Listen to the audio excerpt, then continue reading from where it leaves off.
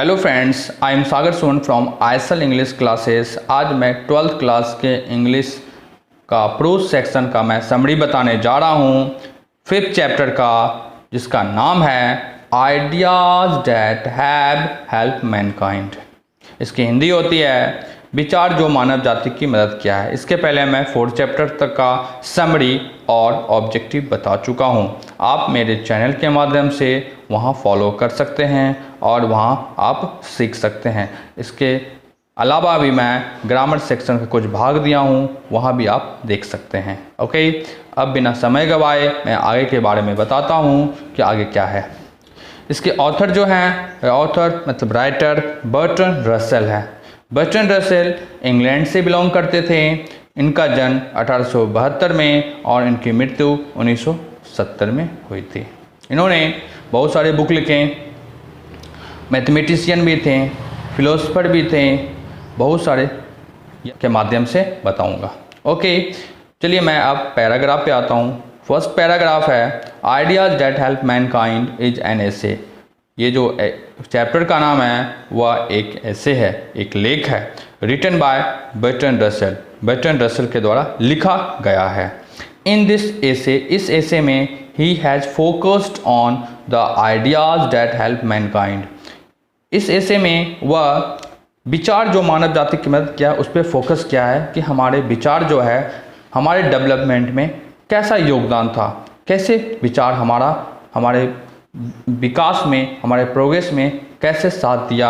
आज हम लोग जानवर और आदमी में अंतर हो गया है, इसलिए इस चीज़ पे वो फोकस किए थे इस चैप्टर के माध्यम से। ओके, नेक्स्ट पैराग्राफ है ही सेज, वो कहते हैं वी आर सिविलाइज्ड, हम लोग सिविलाइज्ड हो चुके हैं। आजकल हम लोग सिविलाइज्ड हो चुके हैं, but thousands year ago we were uncivilised. लेकिन हजारों वर्ष पहले हम लोग अनसिविलाइज्ड थे। जिस समय मानव जाति का उदय हुआ था, मानव जंगल में रहते थे, तो उस समय जानवर और मनुष्य में कोई अंतर नहीं था, दोनों बराबर थे। जानवर भी जिस तरह बिहेव करते थे उस तरह मानव भी बिहेव करते थे। मानव भी कच्चा मांस खाते थे, बिना कपड़े के रहते थे, जंगलों में रहते थे, गुफाओं में रहते थे। उन्हें फीलिंग और इंटेलिजेंसी और आइडिया किसी तरह का नहीं था। लेकिन मनुष्य जाति के पास माइंड होने के कारण, विचार होने के कारण डेवलप किए, और जानवरों के पास इस तरह की बातें नहीं थी तो वह डेवलप नहीं किए। तो हम कह सकते हैं कि अब हम लोग सिविलाइज्ड हो चुके हैं, मतलब सभ्य हो चुके हैं, गलत और सही का तरीका जान चुके हैं, कैसे चलना चाहिए, कैसे खाना चाहिए, कैसे रहना चाहिए, कैसे व्यवहार करना चाहिए, ये जान चुके हैं। लेकिन हजारों वर्ष पहले हम लोग अनसिविलाइज्ड थे। इसी के बारे में यह चैप्टर में बताया गया है। वी वेयर लिविंग इन जंगल, हम लोग जंगल में रह रहे थे हजारों करोड़ वर्ष पहले जब मानव जाति का उदय हुआ था। एंड केव्स लाइक एनिमल, मतलब जानवर जैसे गुफाओं में रहते थे उस तरह हम लोग भी रहते थे। द इन्वेंशन ऑफ फायर, आग का आविष्कार जो prove to be a milestone in human progress, मानव जाति के विकास में एक मील का पत्थर साबित हुआ। आग का आविष्कार बहुत ही मील का पत्थर साबित हुआ था जिस समय आग का आविष्कार हुआ था, क्योंकि आग के आविष्कार के माध्यम से चारों तरफ प्रकाश आया। जो मांस कच्चा खाया जाता था वह पका के खाया जाने लगा। लोग अंधेरों में नहीं रहने लगे, उजालों में रहने लगे।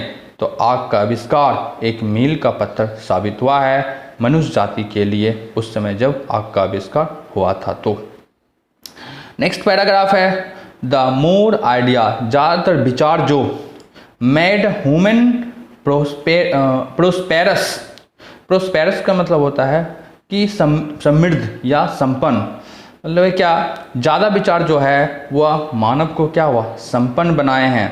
कैसे, वे क्या क्या विचार थे?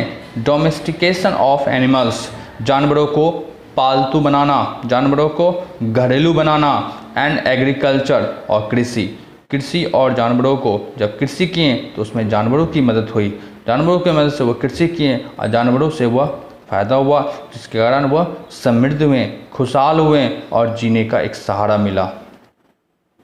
द इन्वेंशन ऑफ लैंग्वेज, जब लोग खाने लगे अच्छे से तो लैंग्वेज का आदान प्रदान होने लगा, लैंग्वेज का आविष्कार हुआ तो gave a new life of them to them, उन्हें जो मनुष्य जाति है उन्हें एक नया जीवन मिला नए लैंग्वेज के आविष्कार में।